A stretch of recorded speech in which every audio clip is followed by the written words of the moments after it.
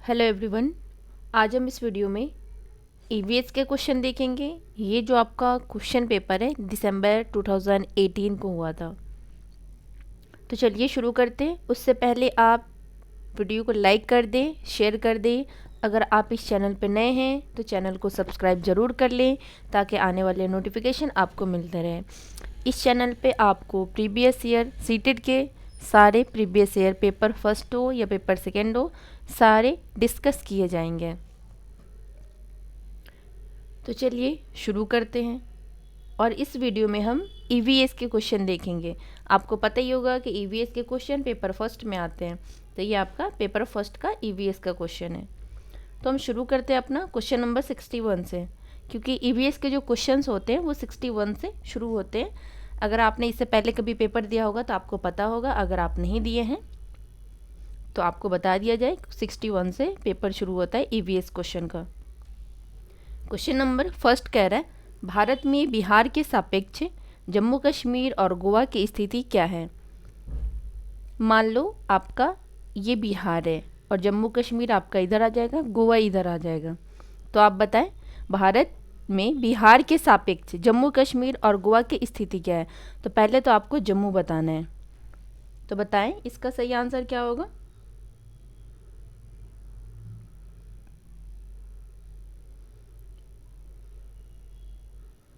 तो आपका सही आंसर हो जाएगा, पहले तो आपका यहाँ से अगर आप इधर जाते हो तो आपका उत्तर पश्चिम या पश्चिम उत्तर, नॉर्थ वेस्ट या वेस्ट नॉर्थ, नॉर्थ वेस्ट, आपका नॉर्थ वेस्ट आ जाएगा, जम्मू आ जाएगा। बिहार से जम्मू आपका नॉर्थ वेस्ट आएगा, और जो गोवा है वो दक्षिण पश्चिम मतलब साउथ वेस्ट में आएगा।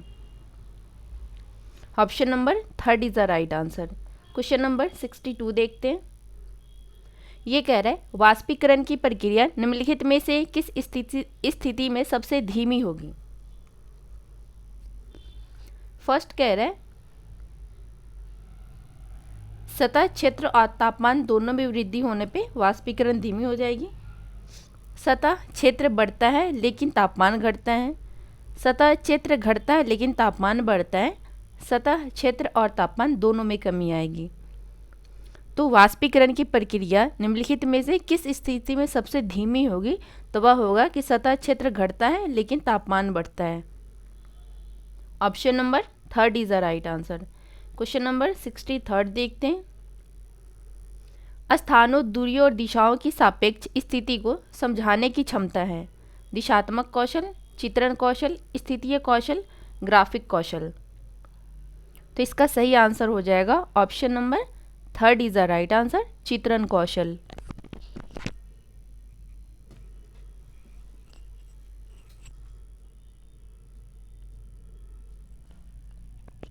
नेक्स्ट क्वेश्चन देखते हैं। क्वेश्चन नंबर 64 देखते हैं।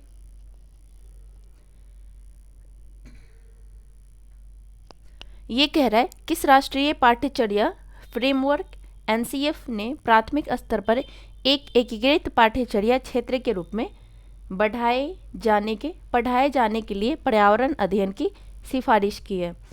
एनसीएफ 2005, 1988, 2000 या 1975।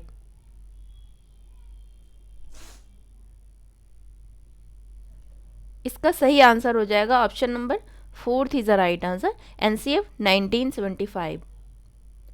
क्वेश्चन देखते हैं। क्वेश्चन नंबर 65 देखते हैं। भारत में किस क्षेत्र में स्थानांतरित खेती करने का रिवाज है। उत्तर पूर्वी क्षेत्र, दक्षिणी क्षेत्र, उत्तर पश्चिमी क्षेत्र, दक्षिणी पूर्वी क्षेत्र।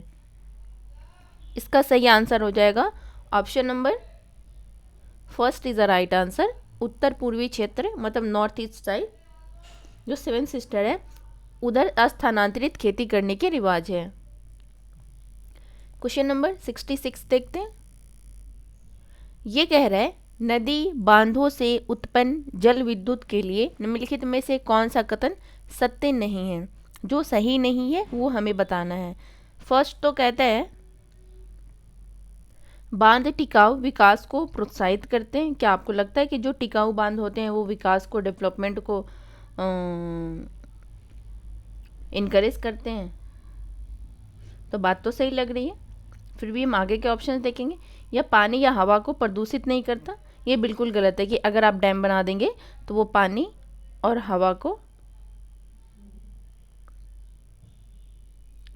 कह रहा है नदी बांधों से उत्पन्न जल विद्युत के लिए निम्नलिखित में से कौन सा कथन सही नहीं है। तो जो सही नहीं है वो हमें बताना है। फर्स्ट कह रहा है बांध टिकाऊ विकास को प्रोत्साहित करते हैं, या पानी या हवा को प्रदूषित नहीं करते, जल विद्युत सुविधाओं से बड़े पर्यावरणीय प्रभाव हो सकते हैं, बांध स्वदेशी लोगों को अपनी नदी की जीवन रेखाओं से अलग करते हैं।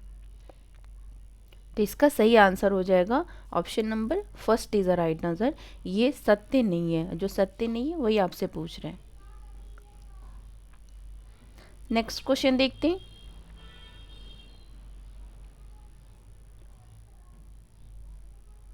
ये कह रहे हैं निम्नलिखित में से कौन सी ग्रीन हाउस गैस है। कार्बन डाइऑक्साइड, मीथेन, जलवाष्प, उपयुक्त सभी। तो इसका सही आंसर हो जाएगा option number fourth is the right answer, all of the above.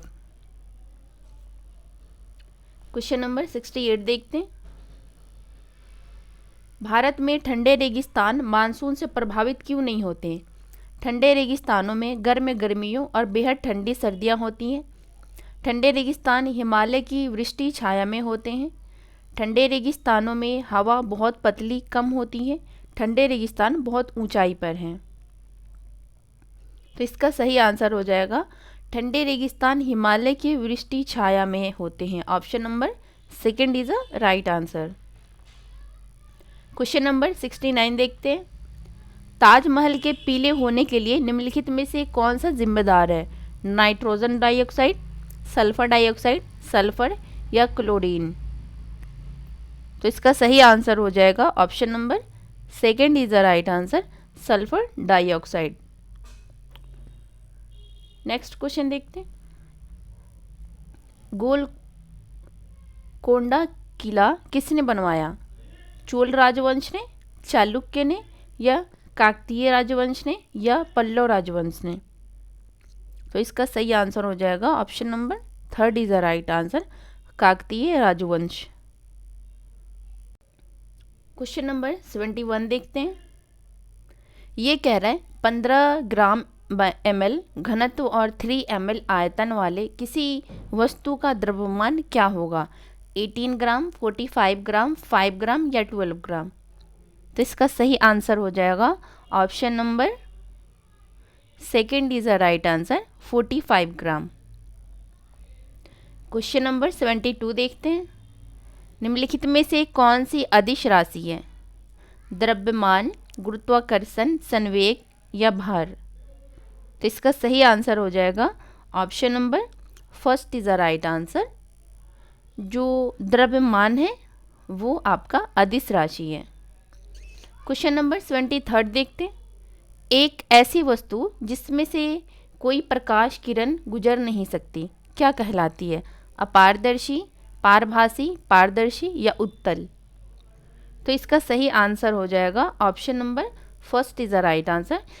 एक ऐसी वस्तु जिसमें कोई प्रकाश किरण गुजर नहीं सकती उसे हम अपारदर्शी कहते हैं। अगर गुजर जाएगी तो उसे पारदर्शी कहेंगे। तो इस क्वेश्चन के हिसाब से आपका सही आंसर हो जाएगा option number first. Question number 74 देखते हैं। पृथ्वी की सतह पर किसी वस्तु का भार क्या होगा जिसका द्रव्यमान चंद्रमा की सतह पर 10 kg है। 60 kg, 10 kg, 69, 60 एंड 10। तो इसका सही आंसर हो जाएगा ऑप्शन नंबर, ये हम आपके ऊपर छोड़ते हैं कि आप कमेंट जरूर करें कि पृथ्वी की सतह पर किसी वस्तु का भार क्या होगा जिसका द्रव्यमान चंद्रमा के सतह पर 10 kg है। अगर चंद्रमा के सतह पर 10 kg है तो पृथ्वी पर उसका भार क्या होगा। आप कमेंट ज़रूर करें कि 74 का सही आंसर क्या होगा। अगर आप नहीं कर पाएंगे तो हम कमेंट में पिन कर देंगे। नेक्स्ट क्वेश्चन देखते हैं। क्वेश्चन नंबर 75 देखते हैं।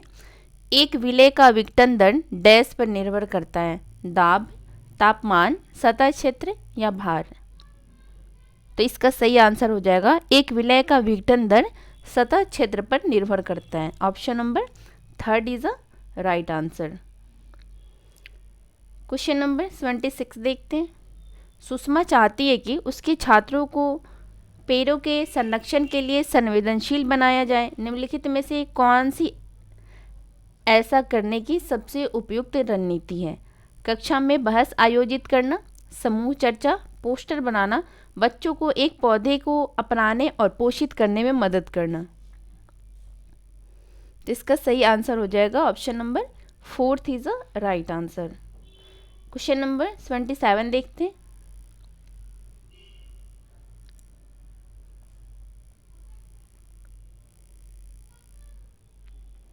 ये कह रहा है, अभय ने अपनी छात्रों से उन बीमारियों पर समूह में एक सर्वेक्षण करने के लिए कहा जिनसे उनके पड़ोस के लोग पीड़ित थे। पाठ्य पुस्तक में सर्वेक्षण का उल्लेख नहीं दिया गया है।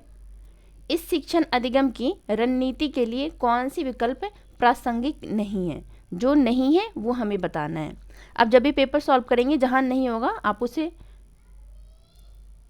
हाईलाइट कर लेंगे, आपको पता चल जाएगा पेपर सॉल्व क्या करना है। ना तो पहले ही ऑप्शन में आपको लगेगा हाँ ये सही है, आप सीधा टिक करके आ जाएंगे और आपका वो गलत हो जाएगा। तो कुछ जो नहीं है वो हमें ढूंढना है। तो क्वेश्चन नंबर फर्स्ट कह रहा है, इसने समुदाय के साथ बातचीत करने का अवसर प्रदान किया। बात तो सही कह रही है। इससे बच्चों को वास्तविक जीवन के साथ सीखने में मदद मिली। अगर बच्चा खोजेगा, पूछेगा, बातचीत करेगा तो उनके वास्तविक जीवन के साथ ये जुड़ेगा। तो आपका सेकंड भी सही है।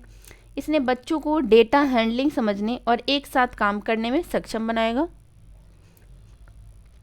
फोर्थ कह रहा है, इससे समुदाय को उन बीमारियों को समझने में मदद मिली जिनसे वे पीड़ित थे। तो बताएं फोर्थ का इसका सही आंसर क्या होगा? 27 का इसका सही आंसर हो जाएगा option number 4 is the right answer. ये आपका सही नहीं है और जो सही नहीं है वही आपको बताना है। नेक्स्ट क्वेश्चन देखते हैं।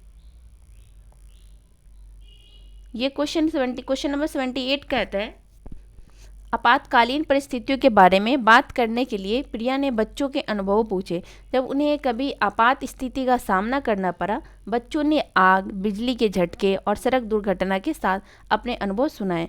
उन्होंने प्रश्न पूछे, उनकी मौजूदा समझ का आकलन किया और समाचार पत्रों से सड़क सुरक्षा विज्ञापनों जैसे संसाधनों का उपयोग करके सुरक्षा पहलुओं पर चर्चा की और क्रमशः आग और बिजली के झटके पर सुरक्षा दिशा निर्देशों पर चर्चा के लिए एलपीजी और इलेक्ट्रिक बिल का इस्तेमाल किया। प्रिया द्वारा अपनाया गया सबसे उपयुक्त दृष्टिकोण कौन सा है? फर्स्ट तो कह रहे हैं संज्ञानात्मक दृष्टिकोण, अनुभवात्मक अधिगम दृष्टिकोण, अन्वेषण दृष्टिकोण या मानववादी दृष्टिकोण। इसका सही आंसर हो जाएगा option number 3 is the right answer, अन्वेषण दृष्टिकोण। क्वेश्चन नंबर 29 देखते हैं। समुदाय एक महत्वपूर्ण शिक्षण और अधिगम संसाधन है क्योंकि यह सस्ता और सुलभ है। बुजुर्ग लोग बुद्धिमान हैं और उनके पास समय है। यह वास्तविक परिस्थिति में सीखने का अवसर प्रदान करता है। कोई भी समुदाय में उपलब्ध समस्त ज्ञान को बिना आलोचना के स्वीकार कर सकता है। तो बताएं 29 का सही आंसर क्या होगा? इसका सही आंसर हो जाएगा option number 3 is a right answer. यह वास्तविक परिस्थिति में सीखने का अवसर प्रदान करता है। क्वेश्चन नंबर 80 देखते हैं। ये कह रहा है, ईवीएस शिक्षण अधिगम में कक्षा में प्राप्त अधिगम को विद्यालय के बाहर के जीवन से जोड़ने और इसे समृद्ध करने का तात्पर्य है। क्या है? तो फर्स्ट कह रहा है पाठ्य पुस्तकों से बाहर जाना, वैश्विक पर्यावरण मुद्दों और चिंताओं को पाठ्य पुस्तकों से लिंक करना, पूर्ण विद्यालय दृष्टिकोण, पाठ्यचर्या से बाहर जाना। तो इसका सही आंसर हो जाएगा option number 1 is the right answer, पाठ्य पुस्तकों से बाहर जाना। क्वेश्चन नंबर 81 देखते हैं। ये कह रहा है कक्षा 3 के छात्रों को रमा ने सिखाया कि पिता, माँ और उनके बच्चे एकल परिवार का गठन करते हैं और यदि दादा दादी एवं अन्य रिश्तेदार साथ रहते हैं तो यह एक विस्तारित परिवार है। आप इस बारे में क्या सोचते हैं? फर्स्ट कह रहे हैं परिवार की परिभाषा गलत है। क्या आपको लगता है कि परिवार की परिभाषा गलत है? नेक्स्ट कह रहा है रमा अपने छात्रों के प्रति असंवेदनशील है। नहीं, आपका ये गलत हो जाएगा, संवेदनशील आएगा यहाँ पे। शिक्षण अधिगम दृष्टिकोण समावेशी नहीं है। परिवार की अवधारणा को इसी तरह सिखाया जाना चाहिए। तो इसका सही आंसर हो जाएगा option number 3 is the right answer. शिक्षण अधिगम दृष्टिकोण समावेशी नहीं है। क्वेश्चन नंबर 82 देखते। निम्नलिखित में से कौन सी ईवीएस कक्षा में गतिविधि या गतिविधियां है? चित्र पढ़ना, फील्ड भ्रमण, श्यामपट्ट का उपयोग, उपयुक्त सभी। तो इसका सही आंसर हो जाएगा option number 4 is the right answer, all of the above. Question number 83 देखते हैं। ये कह रहे पर्यावरण अध्ययन पाठ्यक्रम बच्चों की समग्र शिक्षा का कारण बन सकता है यदि यह एकीकृत हो, समावेशी हो, विषयगत हो या उपयुक्त सभी हो। तो इसका सही आंसर हो जाएगा option number 4 is the right answer, उपयुक्त सभी। क्वेश्चन नंबर 84 देखते हैं। ईवीएस पाठ्यपुस्तक में सपेरों पर एक अध्याय है। इसका उद्देश्य बच्चों को जागरूक करना और संवेदनशील बनाना है। फर्स्ट कह रहा है कि यह एक अवैध कार्यक्रम है। सपेरों के लिए क्योंकि बच्चे इन दिनों अक्सर उन्हें नहीं देखते। सपेरे सांपों को नुकसान नहीं पहुंचाए और उन्हें अपनी आजीविका से वंचित करने से पहले विकल्पों को प्रदान करने की आवश्यकता है। फोर्थ कह रहे पशुपालन आजीविका का अच्छा स्रोत है। तो इसका सही आंसर हो जाएगा option number 3 is the right answer. Question number 85 देखते हैं। विद्यालय में मिड डे मील के समय के लिए कौन सा सबसे प्रासंगिक है? शिक्षण अधिगम के साथ इसका कोई लेना देना नहीं है। यह ईवीएस शिक्षण अधिगम के लिए एक अच्छा शिक्षण अधिगम का अवसर है। यह उन बच्चों के लिए है जो विद्यालय में खाली पेट आते हैं। यह शिक्षण अधिगम के बहुत ही मूल्यवान समय को बर्बाद करता है। तो इसका सही आंसर हो जाएगा option number 2 is the right answer. यह ईवीएस शिक्षण अधिगम के लिए एक अच्छा शिक्षण अधिगम का अवसर है। क्वेश्चन नंबर 86 देखते हैं। पर्यावरण अध्ययन के संदर्भ में बोझ के बिना सीखना क्या बताता है? स्कूल बैग का कम वजन, ईवीएस पाठ्यपुस्तकों में अध्यायों की कम संख्या, अबोध का भार कम करने की ज़रूरत है, ईवीएस पाठ्यक्रम को आधा कम करने की ज़रूरत है। तो बताएं इसका सही आंसर क्या होगा? इसका सही आंसर हो जाएगा option number 3 is the right answer. अबोध का भार कम करने की ज़रूरत है। क्वेश्चन नंबर 87 देखते हैं। ईवीएस कक्षा में समूह में सीखने का क्या उद्देश्य है? लड़के और लड़कियां अलग अलग सीख सकते हैं। कम और उच्च प्रदर्शन करने वाले छात्रों को अलग करना और उपचारात्मक शिक्षण देना है। सहयोग के मूल्यों को लागू करने और एक साथ काम करने के लिए प्रत्येक बच्चे को सक्रिय रूप से भाग लेने और सीखने में सक्षम बनाना है। छात्रों को आसानी से प्रबंधित करना और वर्कलोड को कम करना है।